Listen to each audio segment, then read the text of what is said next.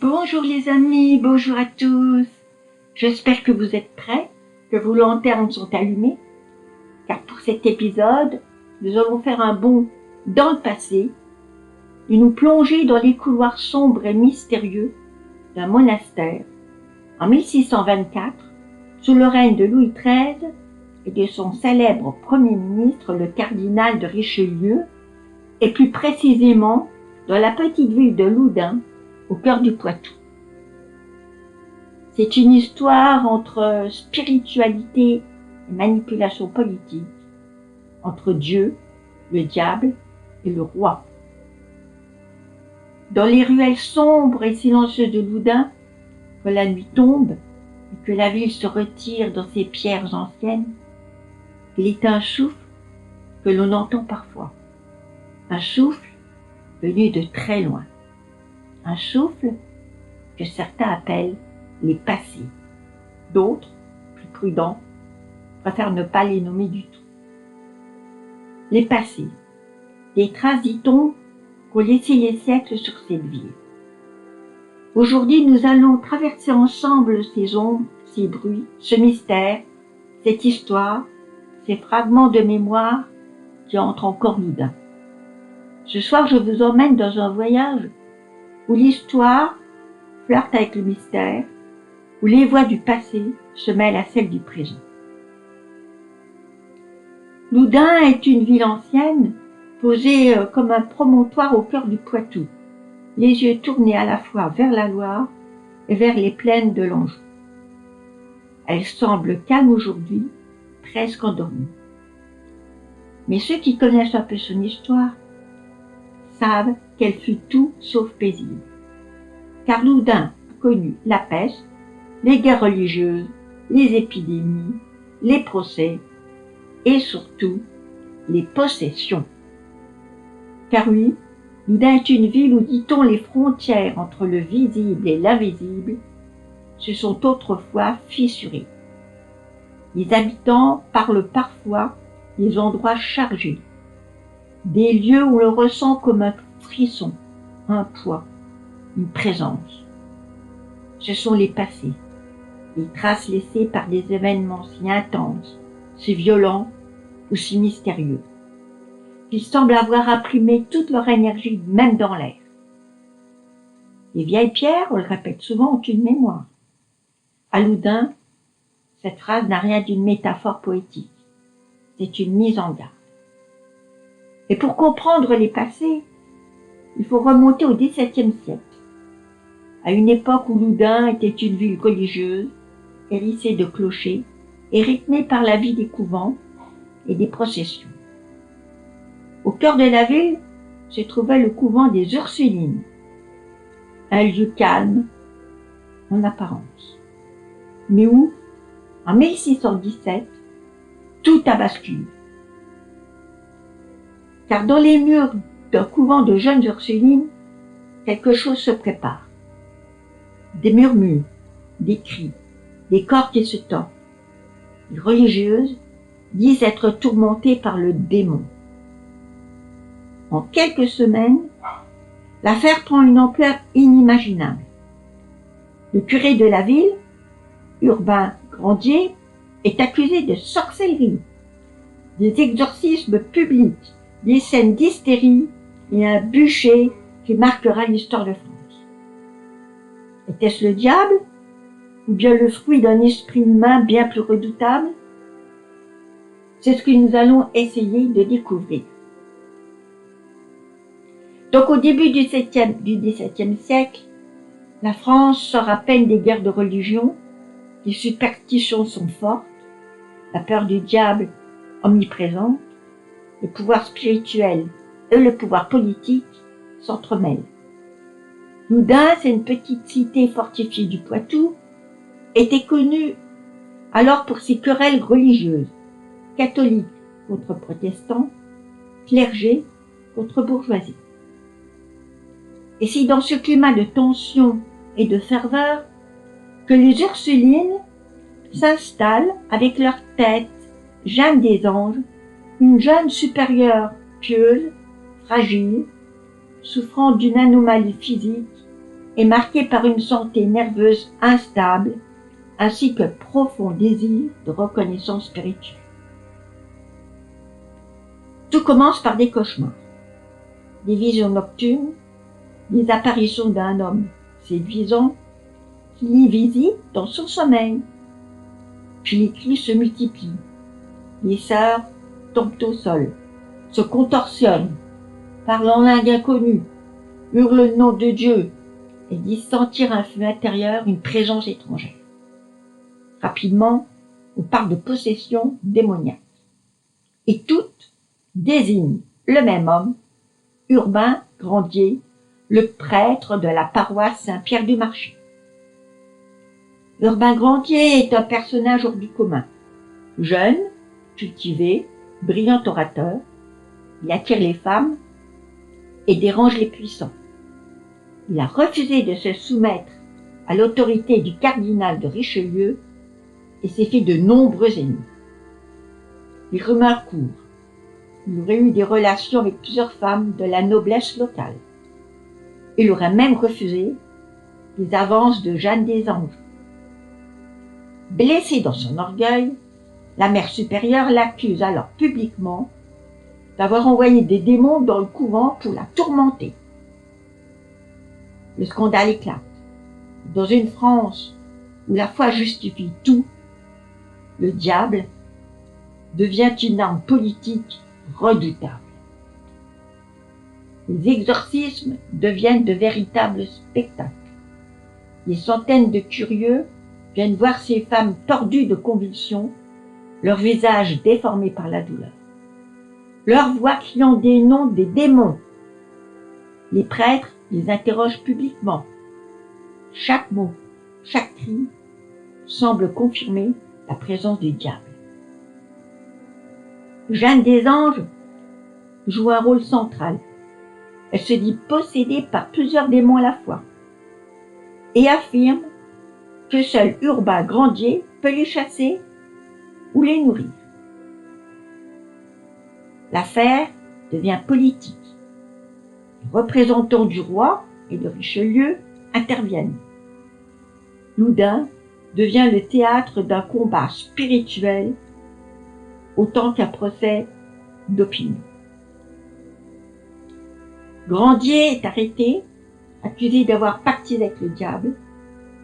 Dans ses effets, on prétend trouver un contrat signé de sa main et contresigné par des démons. Un faux grossier, bien entendu, mais suffisant pour convaincre un tribunal ecclésiastique. Le procès est une mascarade. On le torture pour lui faire avouer. Il nie tout, jusqu'à la fin. Le 18 août 1634, sur la place de Loudun, il est brûlé vif devant la foule. Il prie jusqu'à son dernier souffle. Certains disent qu'à ce moment précis, les cris des possédés se sont tus. D'autres, qu'elles ont redoublé de fureur. Après l'exécution, Jeanne des Anges retrouve le calme. Elle affirme que ses démons ont disparu. Elle devient célèbre, reçoit des honneurs à la cour et écrit même son autobiographie. Pourtant, beaucoup doutent. Des médecins, des observateurs, des religieux eux-mêmes commencent à parler de maladies nerveuses, de manipulation et de délire collectif. Loudun, elle, garde la trace de cette folie. Le couvent devient un lieu de curiosité et la ville un symbole de l'aveuglement religieux du XVIIe siècle. Pour ce qui est du contexte politique, au moment des faits, le cardinal Richelieu cherche plusieurs choses. D'abord, il veut réunifier le royaume. Il cherche à renforcer le pouvoir royal, à affaiblir les pouvoirs locaux, surtout ceux du clergé et des nobles provinciaux. Il veut imposer l'autorité du roi sur les villes fortifiées du royaume. Or, Loudun est précisément une ville fortifiée, historiquement tolérante envers les protestants est connue pour son indépendance d'esprit. Elle représente tout ce que Richelieu déteste. Une cité libre, fière et surtout difficile à contrôler. Quant au prêtre Urbain Grandier, c'est un prêtre un peu trop charismatique. Il est intelligent, éloquent, séduisant. Il critique ouvertement le pouvoir ecclésiastique et la centralisation du royaume. Il s'oppose publiquement à la destruction des fortifications de Loudun exigées par Richelieu. Et surtout, il se moque du cardinal dans ses sermons, le tournant en ridicule devant les habitants.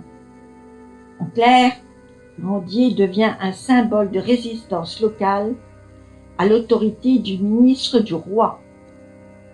Et pour Richelieu, cela fait de lui un ennemi personnel et politique. Quand les religieuses du couvent des Ursulines commencent à dire qu'elles sont possédées par le démon envoyé par Urbain Grandier, Richelieu voit une occasion parfaite. Une affaire religieuse qui justifie l'intervention du pouvoir royal et en même temps la destruction d'un adversaire gênant. L'archevêque de Bordeaux hésite à y croire pourtant. Et Richelieu nomme personnellement un de ses hommes de confiance pour diriger l'enquête. Jean de Laubardemont, un commissaire royal entièrement dévoué à Richelieu. Ce n'est pas un choix anodin. C'est lui qui va orchestrer le procès, truquer les preuves, et transformer l'affaire spirituelle en scandale politique. Le procès est manipulé de bout en bout. Le contrat avec le diable retrouvé dans les archives est bien sûr un faux grossier, rédigé par les partisans de Richelieu. Les témoignages religieux sont guidés et répétés sous l'influence des exorcistes. Le tribunal qui juge Grandier est nommé par Laubardemont, donc directement sous le contrôle royal. Le curé est torturé pour avouer, mais il nie jusqu'à sa mort. Résultat, Urbain Grandier est condamné pour sorcellerie, mais en réalité, il meurt pour ses idées et son insolence envers Richelieu. Alors les véritables raisons de Richelieu, il avait plusieurs motivations majeures. D'abord, politique. Il voulait faire un exemple, montrer que toute résistance à son autorité, même religieuse, serait écrasée. Ensuite, il y a une motivation stratégique. Reprendre le contrôle des villes indépendantes. Après l'affaire, Loudun est affaibli, ses fortifications détruites, et la ville passe définitivement sous contrôle royal. Et puis il y a la symbolique, montrer que seul le roi, par son ministre, peut trancher entre le bien et le mal. Faisant condamner Grandier pour sorcellerie, Richelieu renforce le mythe du pouvoir absolu et sacré du roi. Après le drame, une fois que Grandier est exécuté, Jeanne des Anges est guérie de sa possession. Elle devient donc célèbre, reçoit des honneurs et remercie Richelieu de l'avoir sauvée. L'affaire de Loudun devient un succès politique pour le cardinal. Il a écrasé un opposant, renforcé son autorité et prouvé que le diable, comme la dissidence, ne seront jamais du pouvoir du roi.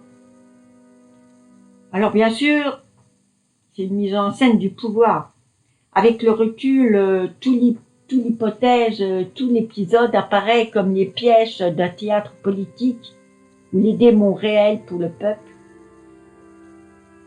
étaient réels, mais instrumentalisés par le pouvoir. Les possédés n'étaient que des actrices involontaires d'un jeu d'influence où Richelieu a su exploiter la peur, la foi et la superstition pour consolider le pouvoir royal. Aujourd'hui, les historiens hésitent encore. Certains parlent d'hystérie collective, d'autres d'une contagion psychique née d'un enfermement religieux et émotionnel, et d'autres y voient une opération politique de Richelieu désireux d'éliminer un prêtre un peu trop libre et trop populaire. Les possédés de Loudun, une histoire où la foi, la peur et le pouvoir se sont mêlés jusqu'à l'horreur. Une tragédie où les démons parfois portaient des soutanes. 4 siècles plus tard, le mystère demeure quand même. Dans les couloirs du vieux couvent de Loudun, certains affirment encore sentir une présence comme un souffle du passé. Merci les amis, merci d'avoir écouté cette histoire où le sacré et la folie se confondent. Et j'espère que cette histoire vous a plu. Je vous donne rendez-vous pour un prochain épisode en vous souhaitant que le meilleur. Prenez bien soin de vous, de votre vie, de tout ce que vous aimez. Et merci encore de m'accompagner dans ces voyages et ces mystères. À très vite les amis.